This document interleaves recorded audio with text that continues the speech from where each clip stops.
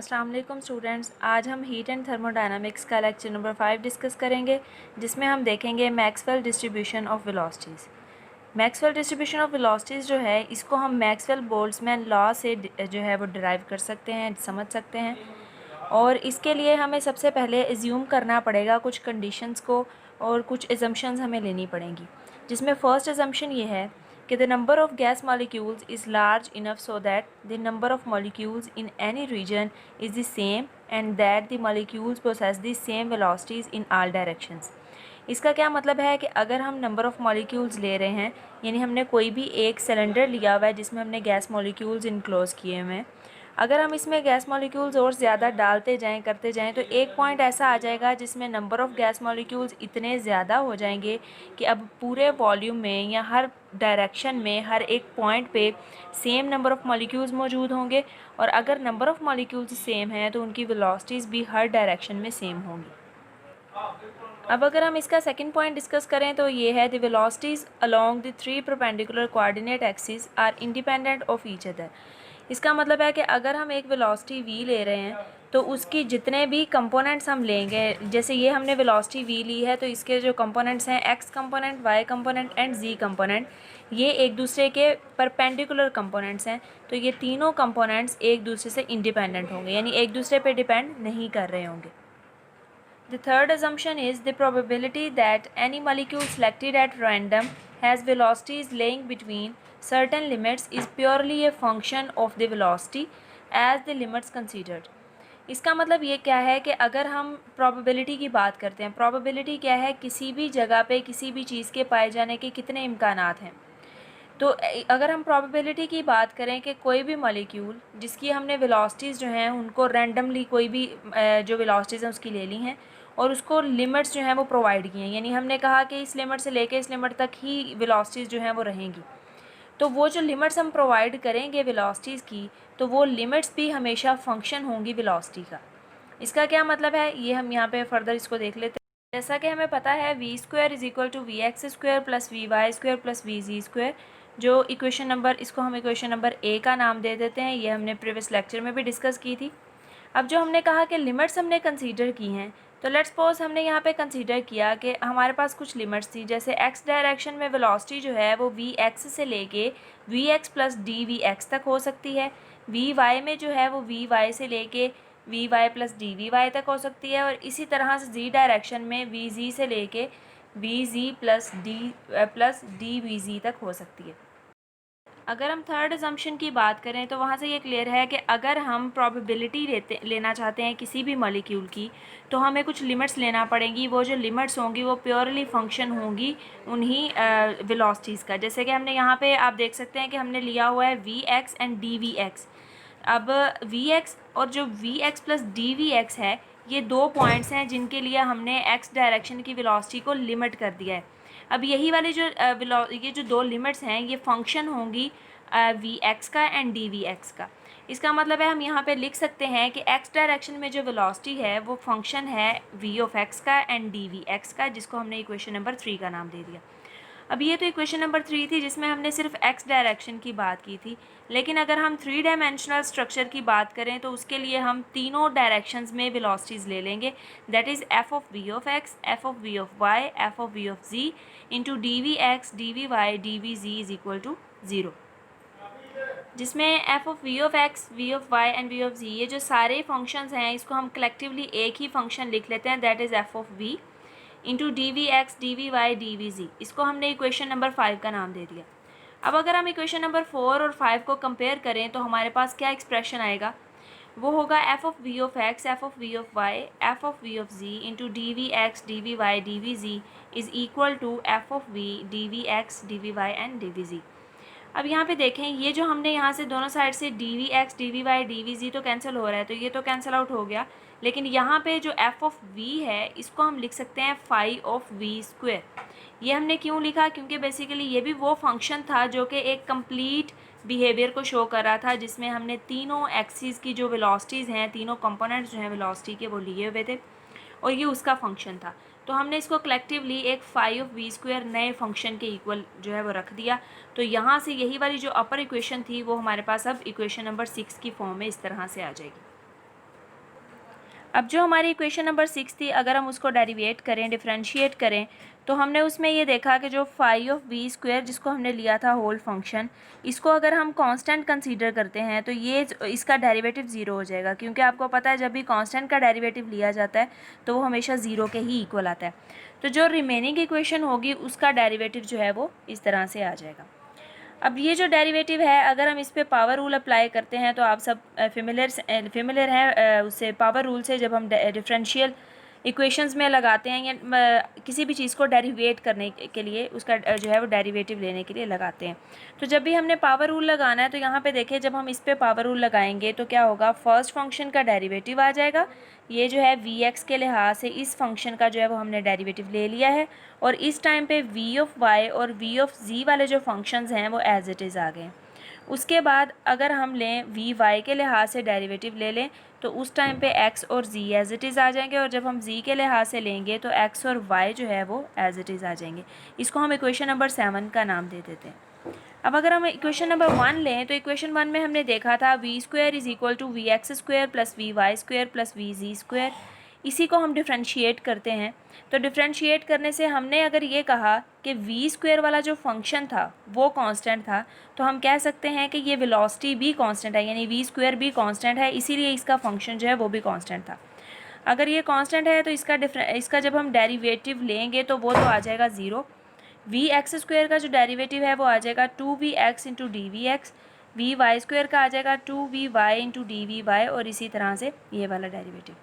2 जो है वो ऑल ओवर जो है पूरी इक्वेशन में से कैंसिल आउट हो जाएगा, तो हमारे पास बचेगा V X D V X plus V Y D V Y plus V Z D V Z is equal to 0। That is equation number 8। Next हमने जो करना है, स्टेप लेना है, वो ज़रा इंपॉर्टेंट है, आप इसको ज़रा गौर से समझ लीजिएगा। हमने इक्वेशन 8 जो ये वाली ली है, इसको हमने सबसे पहले मल्टीप्लाई करना है बीटा के साथ, और देन इसको ऐड कर देना है equation number 7, that is this. इसमें हमने इसको सबसे पहले इक्वेशन 8 लेंगे, उसको बीटा के साथ मल्टीप्लाई करेंगे और फिर उसको ऐड कर देंगे इक्वेशन नंबर 7 में। सबसे पहले इस इक्वेशन नंबर 7 को देखें आप, इसको हर एक को हम डिवाइड करेंगे F of V X, F of V Y, F of V Z के साथ। तो इधर से वी वाई और वी जी कैंसिल हो जाएंगे, इधर से वी एक्स और वी जी कैंसिल हो जाएंगे, और इधर से वी एक्स और वी वाई कैंसिल हो जाएंगे, और डिवीजन में जो भी आएगा इसको मैं आपको एज एन असाइनमेंट दे रही हूँ, ये आपने सॉल्व करके देख लेना है। जो एक्सप्रेशन आएगा इसको सॉल्व करके वो ये इक्वेशन नंबर 9 के तौर पे मैंने लिख दिया है। ये आपकी असाइनमेंट है, सॉल्व लाजमी कीजिएगा इसको। अब अगर हम सेकेंड अजम्पशन की बात करें तो सेकेंड अजम्पशन के अकॉर्डिंग हमने ये कहा था कि जितने भी वेलोसिटी के कंपोनेंट्स होंगे, रेक्टेंगुलर कंपोनेंट्स, वो एक दूसरे के इंडिपेंडेंट होंगे। मतलब एक्स वाला वाई पे डिपेंड नहीं करेगा, वाई वाला जी पे और जी वाला एक्स पे बिल्कुल डिपेंड नहीं कर रहा होगा। तो हम इसका मतलब है कि इसको सेपरेटली ज़ीरो के इक्वल ले सकते हैं, इसको भी सेपरेटली ज़ीरो के इक्वल ले सकते हैं, और जी वाले को भी ज़ीरो के इक्वल ले सकते हैं। तो यहाँ पे हम सिर्फ जो एक्स वाला पोर्शन था हमने उसको ज़ीरो के इक्वल रखा और इसको सिंप्लीफाई किया, जिसमें सबसे पहले हम बीटा वी एक्स जो है उसको दूसरी साइड पे ले गए, एंड देन इसको फर्दर जो है वो सॉल्व किया। सॉल्व करने के बाद हमारे पास जो इक्वेशन आई उसको हमने रीअरेंज करके इस तरह इक्वेशन 10 की फॉर्म में लिख लिया। अब अगर ये एक्स एक्सिस के लिए इस तरह से है तो वाई और जी एक्सिस के लिए बिल्कुल इसी तरह से हम लिख सकते हैं, ज्यूम कर सकते हैं कि यहाँ पे अगर एक्स है तो हम उसको वाई और जी में कन्वर्ट करके इक्वेशन 11 और 12 की फॉर्म में हमने किस तरह से लिखना है। उसके बाद अगर हम इंटीग्रेट करें इक्वेशन नंबर 10 को, तो आप देख सकते हैं यहाँ पे हमारे पास फंक्शन है और ऊपर उसी का डेरिवेटिव मौजूद है, तो यहाँ पे log ऑफ दैट फंक्शन आ जाएगा, that is log of F of V X, और यहाँ से आ जाएगा माइनस बीटा, और वी एक्स का जब हम इसको इंटीग्रेट करेंगे तो ये आ जाएगा वी एक्स स्क्वायर ओवर 2, और इसके साथ हम एक कांस्टेंट ऑफ इंटीग्रेशन लगा देंगे, दैट इज़ log a। तो टोटल जो हमारे पास इंटीग्रेशन करने से बनेगी इक्वेशन वो ये वाली होगी। उसके बाद आप देखें कि यही वाला log a जो है इक्वेशन के दूसरी साइड पे जाके माइनस log a हो जाएगा, और अगर हम log प्रॉपर्टी लगाएं तो उसके अकॉर्डिंग दो क्वांटिटीज़ अगर माइनस हो रही हैं तो उसको हम इंडिविजुअली जो है वो इस तरह से, अगर वो इंडिविजुअली माइनस हो रही थी तो हम उसको कलेक्टिवली लिख सकते हैं डिवीजन फॉर्म में इस तरह से, और बाकी जो है ये इक्वल आ जाएगा minus beta V x square over 2। अब इसी इक्वेशन का हम एंटी लॉग लेंगे दोनों साइड से। एंटी लॉग लेने से हमारे पास कुछ इस तरह से इक्वेशन आ जाएगी, इस साइड से लॉग जो है वो एंटी लॉग के साथ कैंसिल हो जाएगा और इधर ये एक्सपोनेंट की फॉर्म में आ जाएगा। तो F of V of X जो है वो इक्वल आ जाएगा, यही वाला ए हम इधर शिफ्ट कर देंगे और ये इक्वल आ जाएगा F of V of X is equal to A into E raise to power minus beta V X square over 2।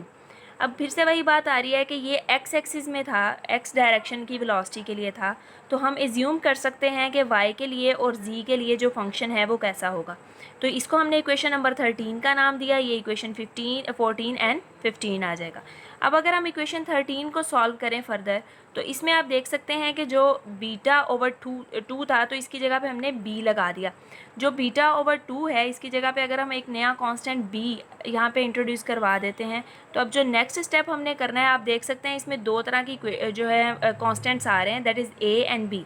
तो अब ये जो ए और बी कांस्टेंट्स हैं इनकी ही वैल्यू निकालना हमारा नेक्स्ट स्टेप होगा। नेक्स्ट अगर हमने इनकी एवेलुएशन करनी है कांस्टेंट ए और बी की, तो उसके लिए सबसे पहले हम ये एज्यूम कर लेते हैं कि हमारे पास जो n number of gas molecules जो हैं वो हमने रखे हुए हैं और उनकी जो वेलोसिटी की लिमिट है वो -इन्फिनिटी टू +इन्फिनिटी है। अब वो -इन्फिनिटी और +इन्फिनिटी के दरमियान कहीं पे भी पॉसिबल वैल्यूज़ उसकी वेलोसिटी की हमें मिल सकती हैं। अब अगर हम नंबर ऑफ़ मॉलिक्यूल्स की बात करें जो सिर्फ़ और सिर्फ वी एक्स और V X plus D V X के दरमियान रह सकते हैं और इसी तरह वी वाई के लिए और वी जी के लिए भी हैं, तो हम इसके लिए क्या लेंगे, हमने जो फंक्शन लिया था F of V of X जो था उसको ही हमने अब क्या किया इंटू डी वी एक्स, ये एक फंक्शन था। अब हम क्योंकि तीनों के लिए तीनों लिमिट्स के लिए फंक्शन लेंगे और हम एवेलुएशन करें ए और बी की, तो हम क्या करेंगे, सबसे पहले हम तीनों फंक्शंस को मल्टीप्लाई करते हैं, तीनों डायरेक्शन के फंक्शंस को। तो जब हम मल्टीप्लाई करेंगे और इसका जो है वो इंटेग्रल लेंगे तो 3 इंटेग्रल आएंगे। ट्रिपल इंटेग्रल क्यों आएगा, क्योंकि एक तो हम एक्स डायरेक्शन की बात करेंगे उसके लिए इंटेग्रल, एक वाई के लिए इंटेग्रल आ जाएगा और तीसरा जो है वो जी डायरेक्शन के लिए आ जाएगा। और यहाँ पे हमने एन के साथ मल्टीप्लाई किया ताकि हम कंप्लीट जो है वो इंटेग्रल्स की बात कर सकें जिसमें एन नंबर ऑफ़ मॉलिक्यूल्स मौजूद हैं। एन जो है वो इक्वेशन के इस साइड वाले एन के साथ कैंसिल आउट हो जाएगा, तो हमारे पास जो फार्मूला बनेगा वो जो है उसको हम उसमें वैल्यूज़ पुट करते हैं। अब देखें एन तो कैंसिल आउट हो गया, F of V of X जो है उसका फार्मूला हमने अभी यहीं पे डिस्कस किया था, that is equal to A into E raise to power minus B we X square over 2, जिसको हमने इक्वेशन नंबर 16 का नाम दिया हुआ है, आप देख सकते हैं इसको। अब अगर हम इक्वेशन नंबर 16 को यहाँ पे पुट करें तो वही बात है कि अगर हमने एफ ऑफ वी एक्स के लिए ये फार्मूला बनाया था तो वाई के लिए भी हमने जो है वो सेम फार्मूला था, सिंपली हमने एक्स की जगह पे वाई पुट कर दिया था। तो ए जो है एक दफ़ा वी एक्स का आएगा, दूसरी दफ़ा वी वाई का, तीसरी दफ़ा वी जी का, तो यहाँ पे ए क्यूब हो जाएगा और e raise to power minus b तो तीनों में है इसलिए कॉमन ले लेंगे, और एक का जो है इसकी वजह से वी एक्स स्क्वेयर आ गया, इसकी वजह से वी वाई स्क्वेयर और इसकी वजह से वी जी स्क्वेयर आ गया। इसको जब आप एक्सपेंड करके दोबारा से इस एक्सप्रेशन में लेके आएंगे तो आपको ज़्यादा अच्छे से समझ आ जाएगी। और ये इक्वल 1 के क्यों है, क्योंकि एन जो है वो एन के साथ कैंसिल हो गया था और इक्वेशन के इस साइड पे 1 आ गया था। अब हम इसको मज़ीद सिंप्लीफाई करते हैं, तो इसमें जो ए क्यूब है सबसे पहले अगर हम उसको बाहर ले लें इंटेग्रल के, क्योंकि वो एक कांस्टेंट है, तो बाकी सब पे जब हम इंटेग्रल अप्लाई करेंगे तो इंटेग्रल अप्लाई करने से पहले हम देख लेते हैं कि यहाँ पे एक गॉसियन इंटेग्रल जो है वो कर रहा है। इसका क्या मतलब है, देखें एक इंटेग्रल ऐसा होता है, कुछ इंटेग्रल्स ऐसे हैं जिनकी वैल्यूज़ आपको डायरेक्ट याद करना पड़ती हैं, सॉल्यूशन भी है उनका, लेकिन आप फॉर द टाइम बीइंग उनको याद कर लें, उनको हम गॉसियन इंटेग्रल्स कहते हैं। जैसे कि आप यहाँ पे इंटेग्रल देख सकते हैं -minus infinity to +plus infinity E raise to power minus A X square into D X is equal to pi over A under root. अब जब भी आप इस तरह की कोई वैल्यू देखेंगे तो उसकी जगह पे आपने डायरेक्ट पाई ओवर ए पुट कर देना है। लेकिन इस इक्वेशन में आप देखें जो यहाँ पे हमारे पास जो वैल्यूज़ हैं, यहाँ पे अब एक्स स्क्वेयर की जगह पे ये 3 वैल्यूज़ हैं, तो इसका मतलब है हमें इसकी पावर जो एक्स स्क्वेयर था तो इसकी पावर सिर्फ़ और सिर्फ 1 थी, यानी कि इसकी जगह पे इसकी पावर टोटल की पावर 1 ही है ना। तो अगर हम 2 ले लेंगे तो इसकी पावर में 2 भी आ जाएगा, अगर 3 ले लेंगे तो इसकी पावर में 3 भी आ जाएगा, और अंडर रूट की वजह से 1/2 मल्टीप्लाई होगा, तो ओवरऑल जो है ये बन जाएगा पाई ओवर बी की पावर 3/2। अब यहाँ पे हमने पाई ओवर बी क्यों लिया है, फिर से मैं रिपीट करती हूँ कि यहाँ पे ए था लेकिन इस इक्वेशन में आप देखें बी है, तो इसका मतलब है हम पाई ओवर बी लेंगे और उसकी पावर 3/2 क्यों ली, क्योंकि 1/2 तो इस अंडर रूट की वजह से आएगा और 1, 2 और 3 वैल्यूज़ यहाँ पे हैं, तो इसलिए हम लेंगे 3/2। इसका मतलब है अब ये जो पूरा इंटेग्रल है इतना, ये 3 ट्रिपल इंटेग्रल्स जो हैं वो, और इसके ऊपर इसके साथ ये पूरी वैल्यू जो आ रही है इसकी जगह पे हम सिंपली पाई ओवर बी की पावर 3/2 पुट कर सकते हैं। तो चलें इसको पुट करते हैं और वैल्यू लेते हैं। तो यहाँ पे अब मैंने ये लिख दिया कि अगर उस इंटेग्रल को कंसीडर करें तो ये इंटेग्रल जो है वो इसके इक्वल आ रहा था, जिसको हमने इक्वेशंस डायरेक्ट में पुट किया। तो वैल्यू आ जाएगी a³ into pi over b की पावर 3/2 इज़ इक्वल टू 1। जिसमें आप देखें अगर हमने a की वैल्यू लेनी है, क्योंकि हम कॉन्स्टेंट्स की वैल्यू निकालना चाह रहे हैं, तो a की वैल्यू इसको सिंप्लीफाई करके इस तरह से हमारे पास आ जाएगी a इज़ इक्वल टू √b/पाई। ये सिंपल मैथमेटिक्स है, मैं इसको ज़्यादा एक्सप्लेन नहीं करूँगी, आप देख लीजिएगा। नेक्स्ट जब हमने कांस्टेंट b निकालना है तो उसके लिए हमने प्रेशर को कंसीडर करना है। यहाँ पे प्रेशर जो है वो हम मोमेंटम की टर्म में लेंगे। तो देखें अगर एक गैस मॉलिक्यूल एक क्यूब के अंदर है, एक पॉइंट से दूसरे पॉइंट तक, यानी एक वॉल से दूसरे वॉल तक वो गया है, तो उसने mv जो है वो कवर किया है डिस्टेंस, यानी कि उसका मोमेंटम जो है वो mv था। जब वो उस वॉल से वापस आएगा तो फिर से मोमेंटम mv हो जाएगा। लेट्स सपोज हम x डायरेक्शन की बात कर रहे हैं, तो जाते हुए का मोमेंटम mvx और वापस आते हुए का -mvx, दोनों को जब हम माइनस करेंगे तो टोटल जो है वो 2mvx हो जाएगा, और माइनस साइन को हम for the time being neglect कर देते हैं। तो ये वही वाला मोमेंटम है जिसको हमने नंबर ऑफ़ मॉलिक्यूल्स, या हम कह सकते हैं कि ये जितने भी नंबर ऑफ़ मॉलिक्यूल्स थे जो कि सिर्फ़ और सिर्फ वो वेलोसिटीज़ रख रहे थे जो x डायरेक्शन में हैं, और इसके साथ v of x into dvx, ये पूरा एक्सप्रेशन हम प्रेशर के लिए इस्तेमाल करेंगे। अब इस एक्सप्रेशन को लेते हुए हम एवेलुएट करते हैं वैल्यू ऑफ b। तो p जो है वो इक्वल आ जाएगा। अब आप देखें 2m तो कांस्टेंट है, उसको हम बाहर ले लेते हैं, और यहाँ पे जो हमने समीशन अप्लाई किया हुआ है वो बेसिकली इंटेग्रल की फॉर्म में ही होता है। समीशन और इंटेग्रल हम जो है समहाउ इसको सेम ले सकते हैं। vx is equal to 0 to infinity, ये लिमिट्स हैं, एंड vx इंटू dvx यहाँ पे आ जाएगा। vx और vx जो है वो vx स्क्वायर हो गया। अब अगर हम ये कहें कि nvx जो है वो इक्वल है n into F of v of x के, यानी nvx क्या है, जितने भी x डायरेक्शन में मौजूद थे, वेलोसिटीज़ मौजूद थी, उनको हमने f of v of x लिखा, function of f of vx, और उसको हमने n नंबर ऑफ़ मॉलिक्यूल्स के साथ मल्टीप्लाई कर दिया, तो टोटल nvx आ जाएगा। अब ये जो nvx है इसको हम इस तरह से भी लिख सकते हैं n into A E raise to power minus B we x square. अब ये वाली इसकी v ऑफ x की वैल्यू जो है, f of v of x की वैल्यू, वो हम इक्वेशन नंबर 16 से लेंगे और यहाँ पे पुट कर देंगे। तो टोटल जो है वो n of v of x की वैल्यू, अब यहाँ पे जब हमने f of v of x put किया तो ये वाला एक्सप्रेशन हमारे पास आ जाएगा। अब चलते हैं प्रेशर की तरफ वापस। तो ये 2m तो एज इट इज़ आ गया, इसको हमने इस समीशन को इंटेग्रल फॉर्म में कन्वर्ट किया, तो ये 0 टू इन्फिनिटी लिमिट थी, यहाँ पे भी 0 टू इन्फिनिटी आ जाएगी। n आ जाएगा a e raise to power minus B we x square आ गया, और यहाँ पे वी एक्स स्क्वायर जो था ये एज इट इज़, और इसके साथ जो है वो dx आ गया। अब इसको मज़ीद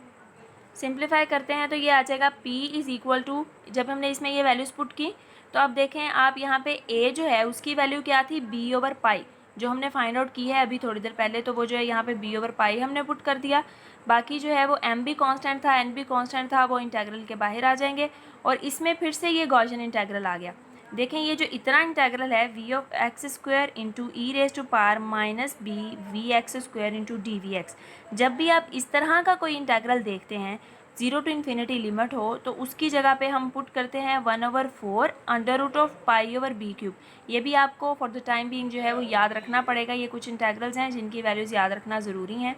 तो इसको हम यहाँ पे पुट करते हैं।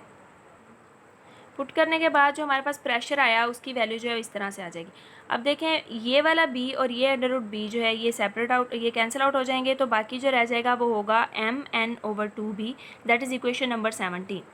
अब ये जो इक्वेशन नंबर 17 है यहाँ पे भी प्रेशर है, और एक प्रेशर के लिए हमने जब इंटरप्रिटेशन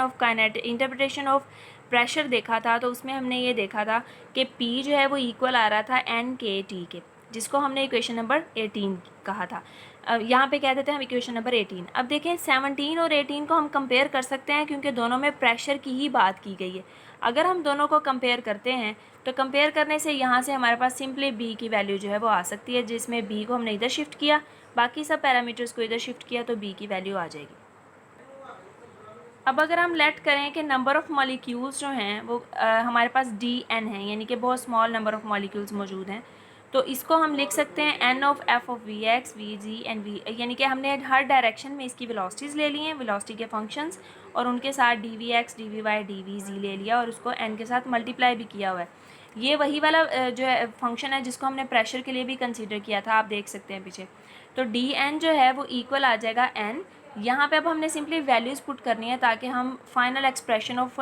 मैक्सवेल बोल्ट्जमैन लॉ की तरफ जा सकें। अब यहाँ पे देखें F of V of X की जगह पे हम उसकी वैल्यू लगाएंगे, वी ऑफ वाई की जगह पे उसकी वैल्यू और वी ऑफ जी की जगह पे उसकी वैल्यू। यानी कि इसकी जगह पे भी a E raise to power minus B we x square, इसकी जगह पे a E raise to power minus B v Y square, इसकी जगह पे a E raise to power minus B v ji square आ जाएगा। जब तीनों को हम कंबाइन करके लिखेंगे तो वो इस तरह की फॉर्म बन जाएगी। ये हमने अभी थोड़ी देर पहले भी लिखा है प्रेशर वाले में, इसलिए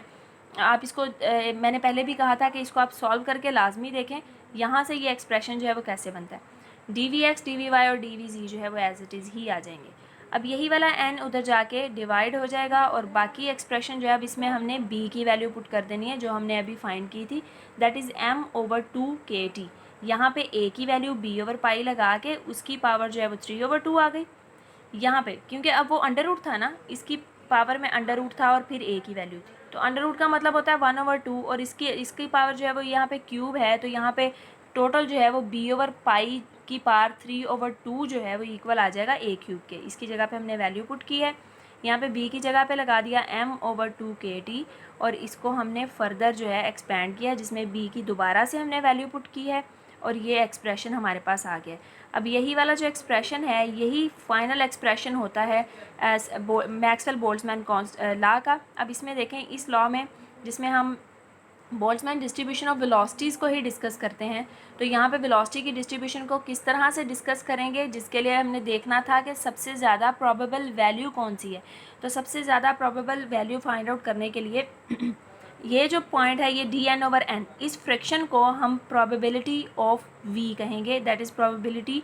ऑफ एनी मॉलिक्यूल या probability of velocity of any molecule in any direction, तो वो आ जाएगी p v into D v is equal to this term. अब देखें इसमें ये वाली जो पूरी टर्म आ रही है हमारे पास, इसमें से हम सेपरेट भी लिख सकते हैं। अगर हमें कहा जाए कि आप सिर्फ एक्स डायरेक्शन की प्रोबेबिलिटी फाइंड करें कि कितने मॉलिक्यूल्स जो हैं, यानी हमें मॉलिक्यूल्स दिए हुए एन नंबर ऑफ़ मॉलिक्यूल्स हैं और हमें कहा हुआ है कि वो एक्स डायरेक्शन में कितना मूव करके जाएंगे, कितने इस चीज़ के चांसेस हैं कि वो एक्स डायरेक्शन में मूव करके जाएँ, वो हम यहाँ से फाइंड कर सकते हैं। y के लिए सेपरेट फाइंड कर सकते हैं, z के लिए सेपरेट फाइंड कर सकते हैं। वो कैसे कि इसकी पावर में ये वाली टर्म लिख लें सिर्फ और इसके साथ सिर्फ vx लिख लें, तो वो x के लिए आ जाएगा। सिर्फ y के लिए लिखना है तो ये एक्सप्रेशन तो एज इट इज़ आएगा, y वाला आ जाएगा और इधर से डी वी वाई। यानी कि इसको हम अभी सेपरेट भी कर सकते हैं, लेकिन फॉर द टाइम बीइंग हमारे लिए जो फाइनल एक्सप्रेशन इसका आया है वो था p of v into D V is equal to m/2n kt power 3/2 e raised to power minus m/2 kt into vx square plus vy square plus vz square into dvx dvy and dvz। ये expression हम find करके probability find कर सकते हैं और यही जो है ये मैक्सवेल डिस्ट्रीब्यूशन ऑफ वेलोसिटीज़ वाला आर्टिकल आपका क्लियर हो गया। उम्मीद है आपको समझ आ गई होगी।